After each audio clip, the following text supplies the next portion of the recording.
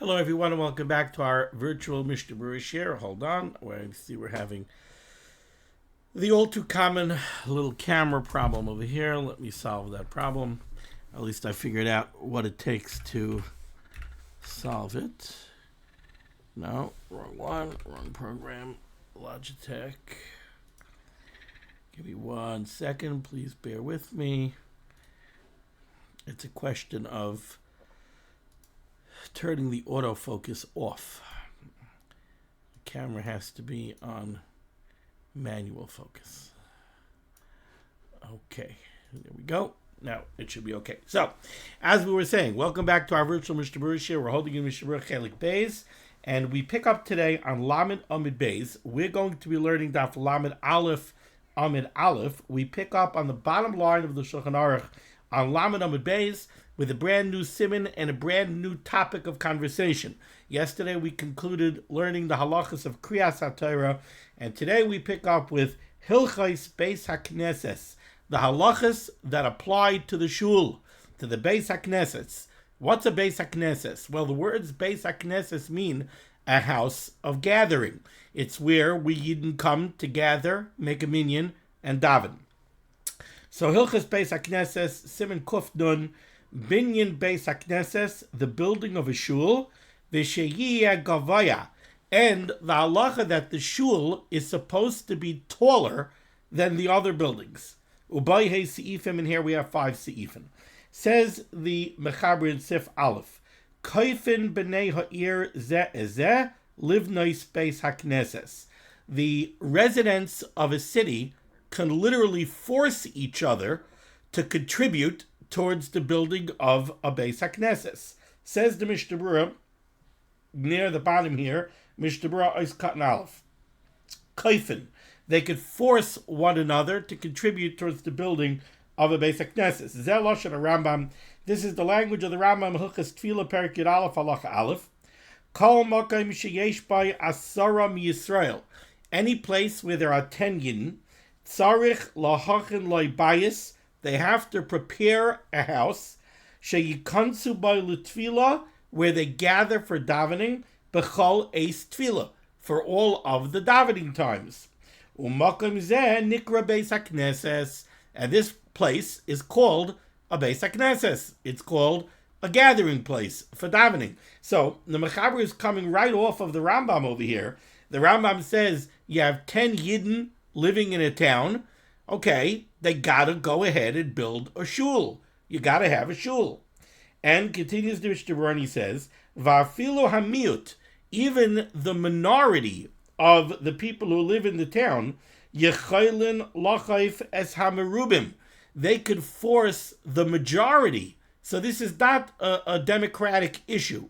The minority of the town, let's say you have exactly 10 people living in the town, and 3 of them want to have a shul and the other 7 don't, the halacha is that the 3 could force, so to speak, the other 7 to join in contributing to build a shul. Now, how are they going to compel them to do so? It doesn't mean that you can go to their house and threaten to beat them up.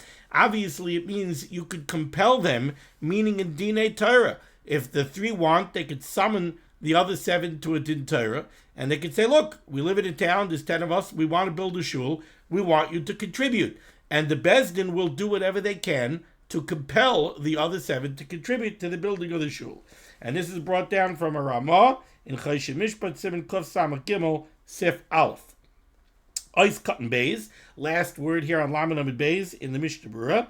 So the Mechaber said, livnois, they could compel each other to contribute towards the building of a shul. Okay, says the Mishnah Berurah, V'im ein b'koicham livnois. Let's say it's not possible for them to build a shul. Now, there could be many different reasons why they can't build a shul. Maybe there's no property available to build a shul on. Maybe the town zoning laws prohibit the building of a shul.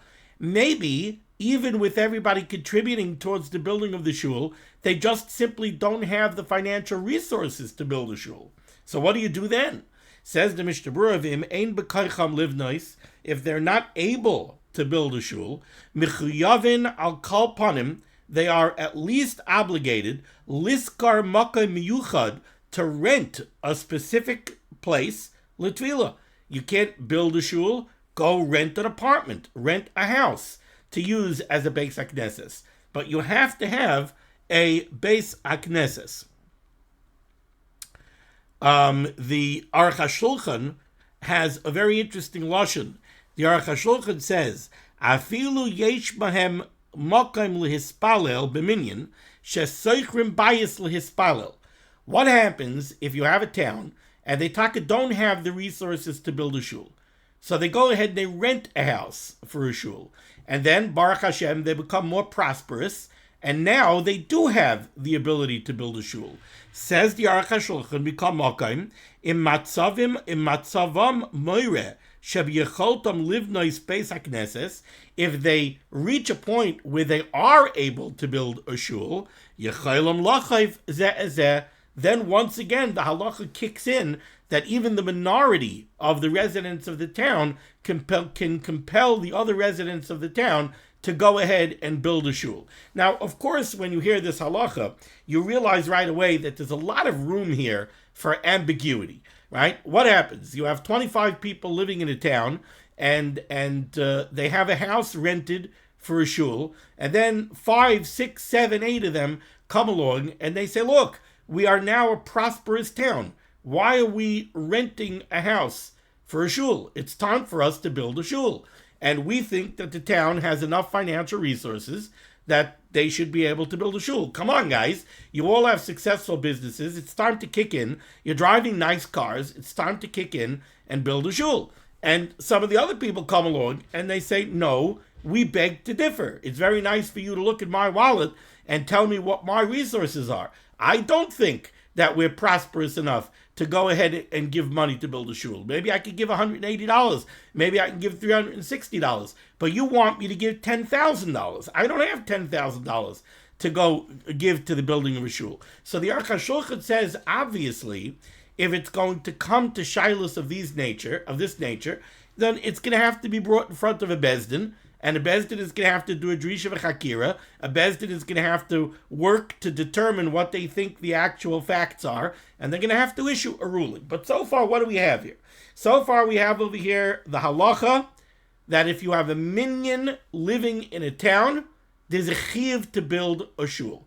Not only is there a chiyuv to build a shul, but even a minority of the residents of the town can compel the other residents to go ahead and build a shul. Said the Mishnah Berurah, if they simply are unable to build a shul, then they have to go and they have to rent a house to use for the shul. Now, the Mishnah Berurah says a very interesting halacha.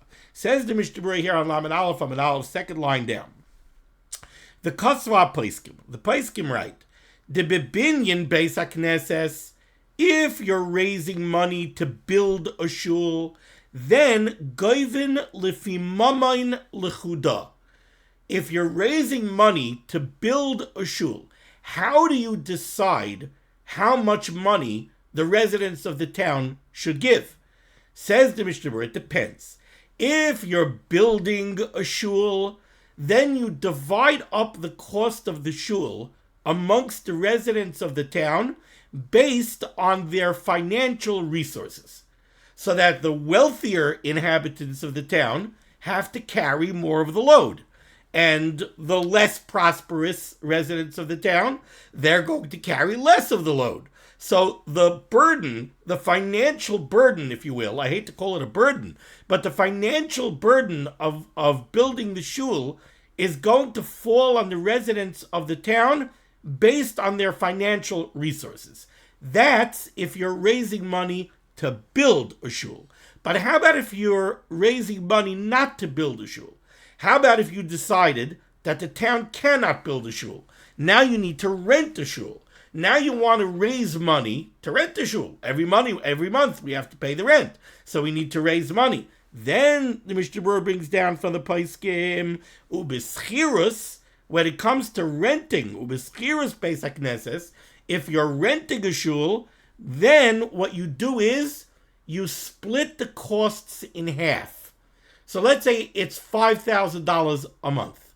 Now you take the monthly expenditure, you divide it in half. 2,500 and 2,500.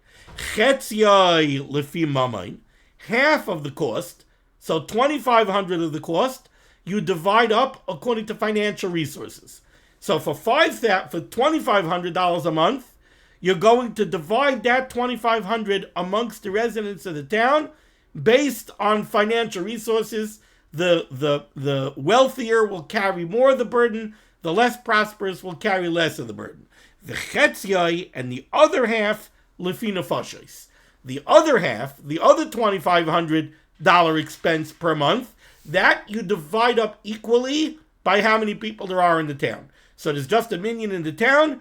So now you have a $5,000 a month expense to rent the shul. What you're going to do is $2,500 of the expense, you're going to divide up equally. Every resident of the town is going to have to pay $250. But that only gets you to the halfway mark. That only gives you $2,500. The other $2,500 you're going to divide up based on financial resources. The wealthy people in the town are going to carry more of that cost. It could be that somebody who's really indigent in the town will only give $10. So that's not going to be equal. That's not going to be proportionate. So it's very interesting. So the Mishnah Berurah is bringing down over here, and I think he brings this down, the Eliyah Rabbah. He brings this down from the Eliyah Rabbah. You want to raise money for the shul? There's a very interesting chilek. It depends if you're building a shul or you're renting a shul. You're building a shul, then the cost is going to be divided among the residents of the town strictly based on their financial well-being. The wealthier are going to carry more of the burden, the less prosperous are going to carry less of the burden. You're raising money to rent a shul, then you divide the burden in half. Half is going to be equally divided amongst the residents of the town. The other half is going to be based on financial well-being. Now, the Mishnah Berurah does not explain why this chilek is made. So I saw it brought down from the Maharam Padava. He brings down a very interesting chilek. He says, if you're building a shul, when you build a shul, that is, I don't want to use the word permanent because we're in Gullus, but that's a long-term plan. You're building a shul, you expect that if you're building a shul, the shul's going to be here 50, 60, maybe even more years. So certainly when people go to build a shul, I think the expectation is that the shul is going to outlive the people who built the shul. Will it be 1 generation, 2 generations, 3 generations? We don't know. Who knows? Especially in Gullus, we don't know. But nobody is building a shul for 10 years. You're building a shul for the long term. When you rent a shul, that's a temporary, month to month, maybe year to year at the most, solution. Says the Maharam Padava, an interesting thing. When you're building a shul for the long term, then the wealthy residents of the town have to cover more of the burden. Why? Because the Maharam Padava says, generally speaking, wealthy people are less transient than poor people. Wealthy people could afford to put down roots. They have businesses in the city. They could afford to build a big, beautiful house. They have involvements in the city institutions, etc., etc. So when you're building a shul, the wealthy residents of the shul, it makes sense that they should be more invested in the shul. The poor people, if a guy is not matzliach here in this town, he might uproot and he might move somewhere else. If a person doesn't have businesses here, he might go wherever he finds a job. Today I have a job over here. Tomorrow I find a job over there. So it's not fair to ask the poorer people of the town to be as heavily invested in the building of a shul. But when you're renting a shul is a very short-term affair. So for a short-term affair, the poor person needs a shul, the wealthy person needs a shul. So therefore, at least half of the expense of renting the shul, it makes sense to divide up based on how many people there are in the town, irrespective of whether or not they have financial resources or not. Interesting chilek. Now let's go weiter here in the Mishnah Berurah. Very interesting Mishnah Berurah, this one. We are now 4 lines down, at least in my print, in the Mishnah Berurah on Lamed Aleph, Amud Aleph. Kosav Magen Avram, Seif Siman Kuf Nun Daled Siv Katan Chav Gimel. The Magen Avram writes in Siman Kuf Nun Daled, B'Shem Rivash, in the name of the Rivash from a tshuva. V'huva b'Choshe Mishpat Seif Siman Kuf Samach Beis B'Ramah. This is brought down in Choshe Mishpat in a Ramah. Hama'akev livnois Bais HaKnesses. Somebody who prevents the building of a shul. Hama'akev livnois Bais HaKnesses. Afilu yesh Bais HaKnesses acheres b'ir. Even if there's another shul in the city. So there is a shul in the city. Now somebody wants to build another shul. Says the Rivash, Hama'akev livnois Bais HaKnesses. Afilu yesh Bais HaKnesses acheres b'ir. Maineyahu rabim ilasos mitzvah. He is a maineya es harabim. He is preventing the tzibur from accomplishing a mitzvah. Now, if you want to know how bad that is, the lashon of the Rambam in Hilchos Talmud Torah is that a person who prevents the tzibur from doing a mitzvah is chayv nidui. You have to put him in cherem. Somebody who stops the tzibur from doing a mitzvah. So very interesting what we could pull out from this Magen Avram who's quoting a Rivash. There's a tzibur that wants to build a shul, even if there already is a shul in the city. There's a tzibur that wants to build another shul, and you stop them from building a shul, you are maineya es harabim. You're being maineya the tzibur milases mitzvah. There's a tshuva from the Rishiva Zatzal, from Rav Moshe Zechatzad Kodesh Livracha in the Igris, and it's brought down over here in Dirshu footnote number 9. It's like 2 lines down into the footnote.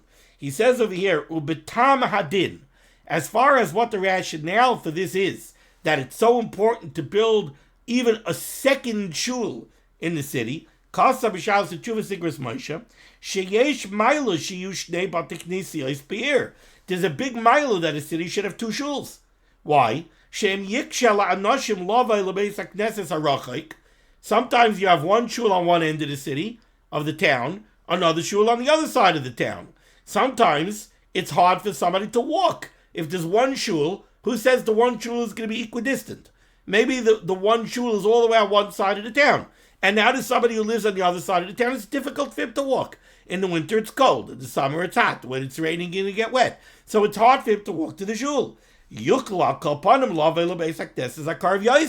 But now that there's a second shul, he'll be able to go to the closest shul. V'yispalalu b'tzibur, and he'll daven b'tzibur, v'yishbu kadishu kedusha, and he'll be able to hear all the drum sheba kedusha chedayma. V'ayid, and furthermore, says the Rishiva Zatzal, shalahisif kedusha adif.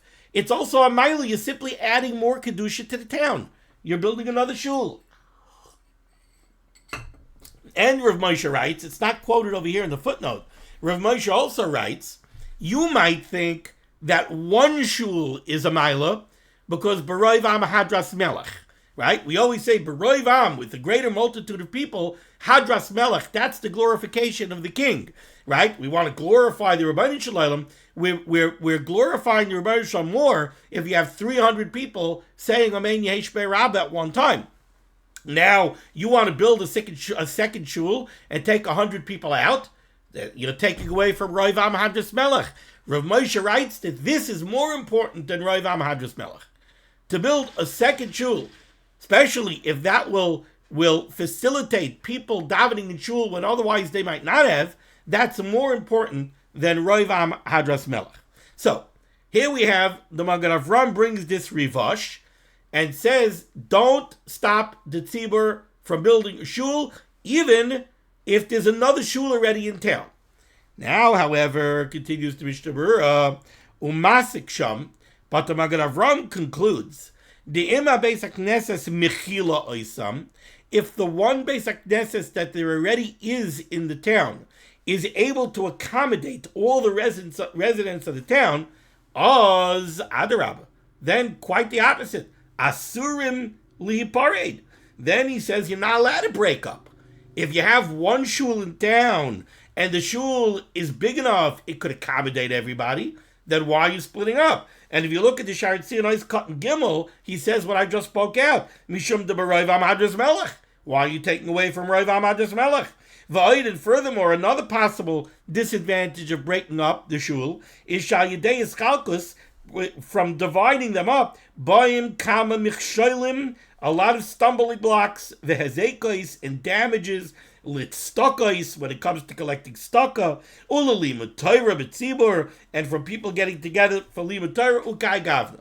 So the Magen Avraham concludes, it seems, that if you have already one shul in the town, and the shul is big enough to accommodate everybody, then you should not split them up. Okay, we just heard from the tshuva in the Igros Moshe. He says, not that way. He says, don't stop them from building another shul. Continues the Mishnah Berurah. V'ayin b'tshuvas Radvaz chelik gimel siman tafayin beis shehe'erich b'dinim elu. The Radvaz in a tshuva goes into great detail into these halachos. U'b'soif dvarav kosav. And this is very important, I think, to hear for a lot of shilos that come up nowadays. U'b'soif dvarav kosav. At the end of his words, the Radvaz writes, V'chol zeh bizman shekulam leiv echad hu. This whole concept that there's any potential problem from dividing up the tzibur and building another shul, that's only when everybody is ish echad b'leiv echad. When there's achdus, when everybody's happy. Shekilusan oileyafeh. Then their kilusan, their praises to the Rebbeinu Shalom by davening are oileyafeh. They go up to Shemayim beautifully. Aval cholak libam. But if you have one shul and you have a tzibur and you have different minds in the tzibur, you have one group in the tzibur that wants more singing by davening. You have another group in the tzibur that wants a more litvish davening. You have one group in the tzibur that wants the Rav to give a half-hour drasha.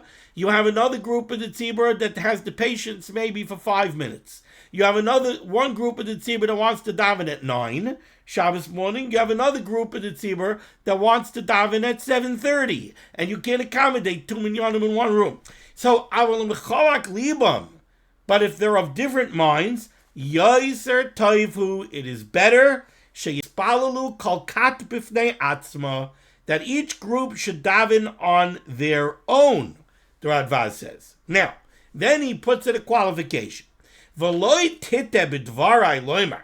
Don't make a mistake from my words and say, Sha'ani soiver, that I, the Radvaz, holds, Sha'hachaluka toiva, that having machlokes and dividing up is good, chas v'shalom. The hakruxiv, there's two psukim in Hosea. One pasuk says, Chavur atzabim, a united group of idol worshippers. Chavur atzabim Ephraim. At a certain time during Malchus Yisrael, Ephraim was like the head of Malchus Yisrael, and the Navi says that at that time, Chavur atzabim Ephraim. Ephraim, chas v'chalila, Ephraim, unfortunately, was a united group of idolaters. And then the pasuk says, Hanachloi, leave them alone.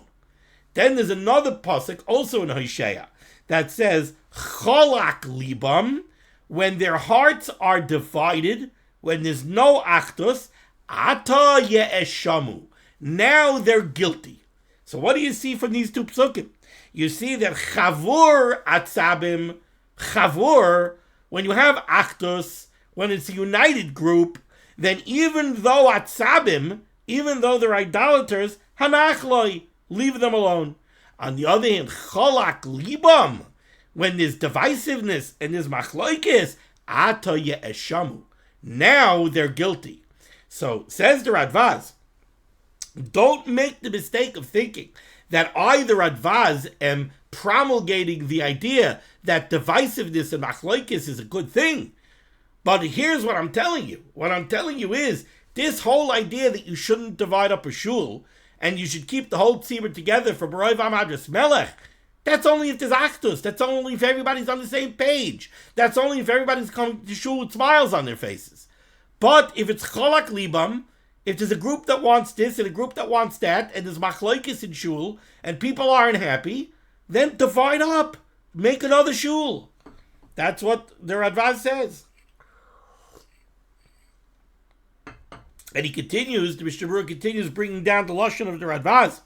El tzarich lehishtadel, you have to try, that the whole tzibur should be ki'ish echad b'leiv echad, all l'shem shamayim. But if it's not possible for the groups in the shul to peacefully coexist, there's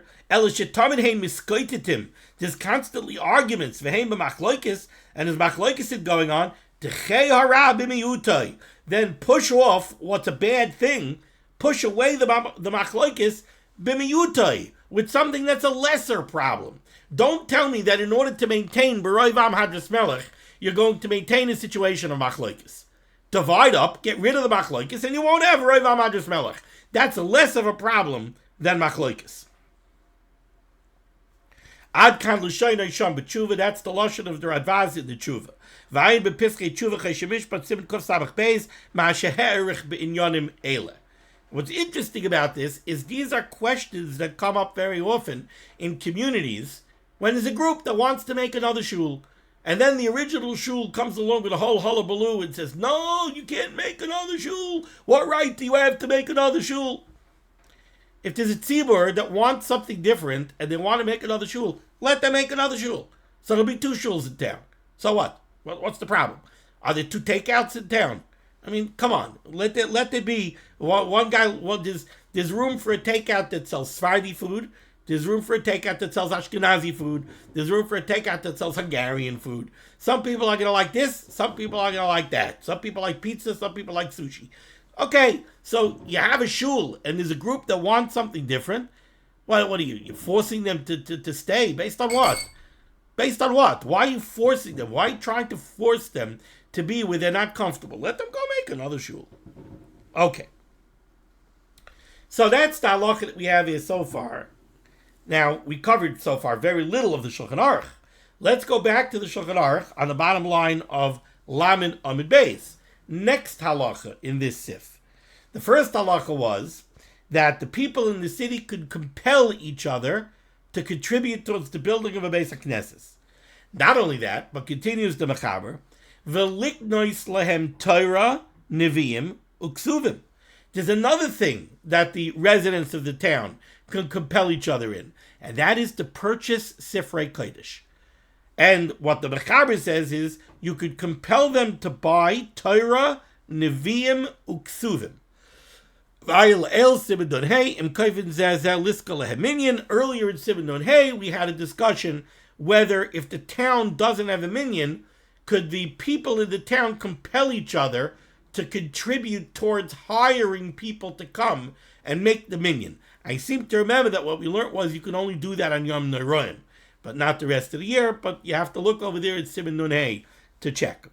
Says the Mishnah Berurah, Ois Cotton Gimel, here on Lamed Aleph Amud Aleph. The Mechaber said that the tzibur has to buy Torah, Neviim, Uksuvim. Says the Mishnah Berurah, why? What's the purpose of this? Kedei sheyikra behem kol mi sheyirtzeh min hatzibur. So that the tzibur should be able to learn Torah. There should be svarim for the tzibur to use. And he brings his stat from Chesed Mishpat, Tzibur Kosam Gimel. Then says the Mishnah Berurah, V'dafka b'meihem. This idea that the tzibur has to buy Torah, Neviim, Uksuvim, that was in those days, Shaloi nitan lichtov rak Torah, Neviim, Uksuvim. What we're mentioning over here is Torah Shabiksav. The Mechaber says they can compel each other to buy Svarim of Torah Shabiksav. That was back in the day that the only thing that was written down was Torah Shabiksav. Aval Achshav, but nowadays, Mechiyavim gam liknoi Sifrei Talmud, you have to buy Shasin, Uperishayim, and the Pirushim on Shas, Lelamid Behem Laktanav Lagdoilim, so that kids should be able to learn, adults should be able to learn. But the Chavetz Chaim says in a locale where there's plenty of Svarim around, where everybody Baruch Hashem is Svarim shranken, ain't kaifin liknoi Svarim, then the tzibur, they can't compel each other to purchase Svarim, rak Sefer Torah. Then you can only compel to buy a Sefer Torah for the shul. There's no reason that you should be able to compel other members of the tzibur to buy a shas when you have a shas at home. Baruch Hashem, there's plenty of svarim around. But a Sefer Torah, that you could compel. Says the Aruch HaShulchan on this, the Aruch HaShulchan says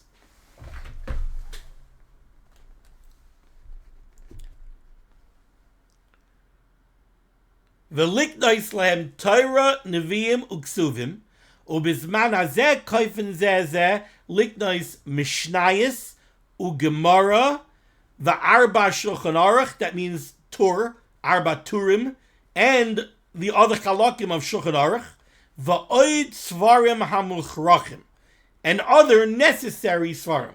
Dare I say, I would say nowadays, you have to have Torah, Nevi'im, Ksuvim, you have to have a Shas, you have to have a Mishnayis, you have to have a Tur, you have to have a Shulchan Aruch, you have to have a Mishnah Berurah, right? These are all basic reference Svarim you have to have. And I think that nowadays, a shul has to have the Svarim that the tzibur of that type needs. If the tzibur needs an art scroll Shas, you got to buy an art scroll Shas. If the tzibur needs a Mishnayis Mivueres in order to learn Mishnayis, or an art scroll Mishnah elucidated, then you have to get that. If they need an Arayla Mishnah Berurah, get an Arayla Mishnah Berurah. If there's a Dirshu share, get Dirshu Mishnah Berurahs. But these are things that the tzibur has to do. Now, I'm not going to read it inside because the share, the time is already going by. But we learned over here so far that the tzibur could compel each other to build the Bais HaKnesses. How about the upkeep of the Bais HaKnesses? So the Aruch HaShulchan says very clearly, "Im Bais HaKnesses tzarich tikun hechrachi," if the shul needs urgent repairs, kamoshe doilef geshamim, the rain is linking in, eines kalkulu akoislim, or the walls are leaning, then they could compel each other, they could tax the residents of the town to fix the shul, but not to beautify the shul. That you can't tax people. People can't come along and say the shul's not pretty enough. We want to modernize the shul. You know what? I'm okay with the shul the way it is. I'm sorry. You can't reach into my pocketbook. I have limited financial resources. You want to reach into my pocketbook to make the shul more modern. Guess what? I'm fine with the way the shul is. But if it's leaking, then you have to... also, the shaila comes up. What happens if they need to expand the shul? So it depends. If the olam doesn't fit, then the olam doesn't fit. If the olam fits, but some people say, I don't want to sit by an 18-inch table, I want to sit by a 24-inch table, then it's not pashut. And then the Aruch HaShulchan says you're going to have to get Beis Din involved. Okay, now let's move along to Sif Beis. Says the Machaber, top line, Lamed Aleph, Amud Aleph. Ein bainim Bais HaKnesses ela begava shel ir. When you build a shul, you're supposed to build the shul at the high point of the city. If the town has a hill, you're supposed to build the shul on the top of the hill. And then when you build the structure, you have to raise the structure until it's taller than any other of the houses of the city. Houses that are used. La'afuke, this comes to exclude biranios, and the Ramah says, what are biranios? These are pirush binyanim ha'asuyim linoi, structures that are not made to be lived in, structures that are just made to be fancy monuments. The Eiffel Tower. The Eiffel Tower is not a house. You know what I mean? So when we say that the halakha is that the shul has to be taller than the other houses, it means houses that are used. Larfuke biranios, pirish binyanim asim l'noi. Targum sechiyos hachemda biranios shapirion, buildings of beauty. And continues the Mechaber, umigdalim shem mishtamshe behem, or towers. Like I said, the Eiffel Tower that's not used. So again, what's the halacha here? You're supposed to build the shul at the high point of the city, and the structure of the shul is supposed to be taller than the other houses in the city that are used for living purposes, not decorative buildings. Continues the Mechaber, v'gag shehu meshupa, a house that has a sloped roof, and therefore ve'ena roy l'tashmish. It's a roof that's not used. A building that has a flat roof, you can use the roof, put the sukkah up on the roof, play on the roof. But a house that has a sloped roof, you can't use the roof. So the gadshu mishupa ve'ena roy l'tashmish. So then, how tall is this house? If you have a house and it has a pitched roof, now I want to build the shul Does the shul have to be taller than the peak of the pitched roof? Says the Mechaber, no. Since it's a pitched roof and it's not royal l'tashmish, misharin adamokim shu royal l'tashmish. The height of that house is considered the highest point of the house that's used. Dahainu, shem yesh aliyah tachas hagag, if there's a usable attic under the roof, loite gavaya yoser mi Bais HaKnesses. The usable attic cannot be taller than the shul. The roof, the peak of the roof, could be taller than the shul. But the usable attic under the roof, that cannot be taller than the shul. Haga, says the Ramah, Ubishas Ratchak, in pressing circumstances, Oishe Mitzvahs Malchus, She'ena Rasham, Livnois Bais HaKnesses Kedinoi. Or in a situation where the local zoning laws do not allow you to build a proper shul, then mutal hispal babayis afabisha darin ba'aliyah al gabav. Then you could daven in a house even if there's another floor above it. Ubavachi and agu ba'aliyah shalav b'nikius. As long as the living space above the shul is a place where they are noyig b'nikius. We'll have to see what that means. Kemoshi yispar saif siman kuf nun aleph. Okay, so very interesting. We learned over here, you got to build the shul at the high point of the city. The shul is supposed to be taller than all of the other houses in the town. What does that mean, taller than the other houses of the town? Houses that are used, not decorative structures. Then, what's considered the height of a house? If a house has a big peaked roof, is the peak of the pitched roof considered the height of the house? And that peak can't be taller than the shul? No. It's the usable part of the house that cannot be taller than the shul. So, if the attic is usable, so the attic level of the house cannot be taller than the shul. Does this mean that you're not allowed to daven in the basement? Does this mean that you're not allowed to daven on the second floor of a 3-story building? The language of the Ramah is, B'shas hatchak, you can't build a shul properly. You're allowed to daven even in a low place. You're allowed to daven even in a basement. You're allowed to daven even if there's another floor of people living on top of the shul. They have to be noyig b'nikius, whatever's above the shul. Okay, let's see the Mishnah Berurah. Mishnah Berurah is cotton dalid. The shul is supposed to be built begava shel ir, at the heights of the city Shadamar, because the pasuk in Mishlei says beroish haimiyos, over the heads of the tumultuous crowds. Tikra. That's where you should call out to the Rebbeinu Shalom. So the shul should be higher. Is cotton hey gavaya mikol bate ha'ir. The shul is supposed to be taller than all the houses of the city. Shedamar, because the pasuk in Ezra says, "L'roimeim es beis Elokeinu," to uplift the house of Hashem. V'yesh b'kamish ein izharin bazeh. The Chavetz Chaim says there are places where they're not careful about this. The Achronim write, Shatam, the justification for not being careful with this halacha is, they came in the Yesham Harbe Bate Oivde Gilulim, Shegavoyim mi Bais HaKnesses. Since in Golus it was common that the church or the mosque or whatever it is, the temples, the Goyish temples, were taller than the shuls, and you weren't allowed to build taller than their houses of worship, so you had no choice. The cathedral was going to be taller than the shul anyway, because you weren't allowed to build taller than the cathedral.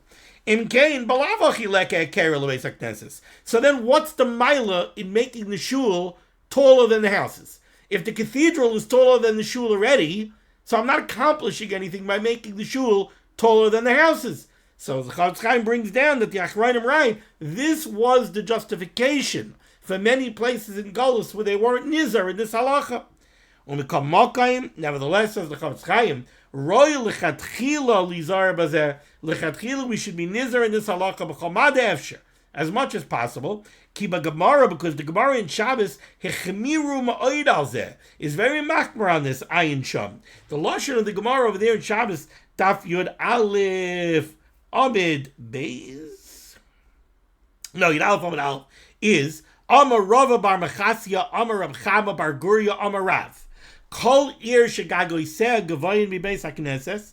Any city where the roofs of the houses are taller than the Bais HaKnesses, l'soif chorva. In the end, that city will be destroyed. Shenemar l'roimein beis Elokeinu.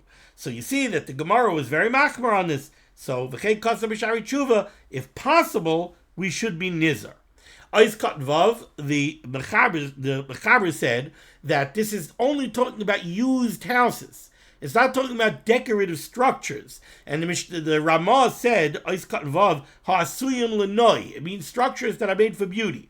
Ritzaynu loymar, what the Ramah means to say is, says the Chavetz Chaim, l'noi ba'alma. When you have structures that are simply made for beauty. Ve'en mishtamshim b'zeichel klal, but the interiors are mamsh not used. Like I said, like the Eiffel Tower, like the Statue of Liberty. The interiors are not used, they're not residential properties at all. Yeah, people climb up to go look at it, but that's not used as a house. So those could be taller than the shul. Lachein, and therefore, afilu habatim atzman gevoyin, less lanba.